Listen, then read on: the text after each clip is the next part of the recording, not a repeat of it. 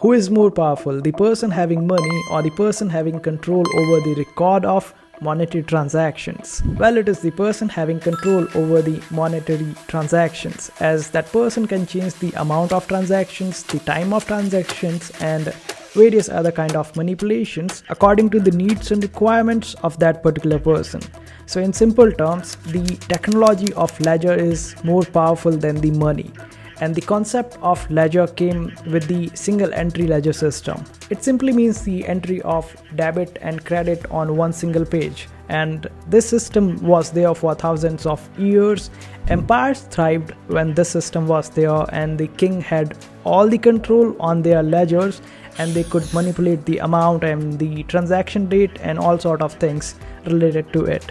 But then came the double entry ledger system. In this system, the debit and credit entries were recorded and the balance amount was transferred to the next page. And if the person wanted to make a change in the current page, then they would have to get back on the previous page in order to validate their change in the current page. And if they make change in the previous page, then they would have to get back on the previous page to give legitimacy to the change that they made. But for that, they would have to go on the previous page as well. So this way they would have to repeat it, and there are some other tricks as well in order to manipulate this double entry ledger system.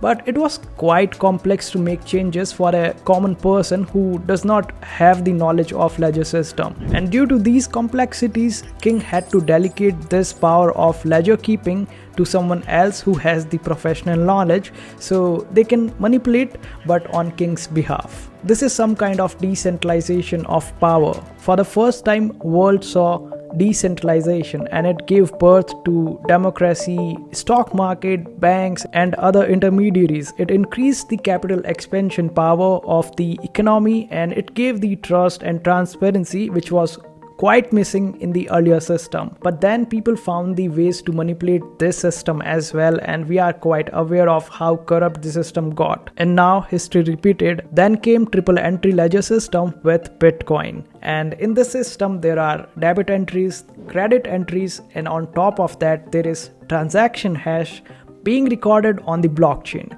So it gives real-time settlement of the transactions. Also, the audit is there on the real-time basis. It removes the scope of manipulation, and it also removes the intermediaries that were created in the previous phase of evolution of ledger, like the banks, governments, insurance companies, stock markets, and all sort of intermediaries. They were there because there was lack of trust. And the KYC part was also there because people were hesitant to do the transactions because they were not sure enough whether they are making the payment to the right person, whether the payment will be received by the person. So KYC was required.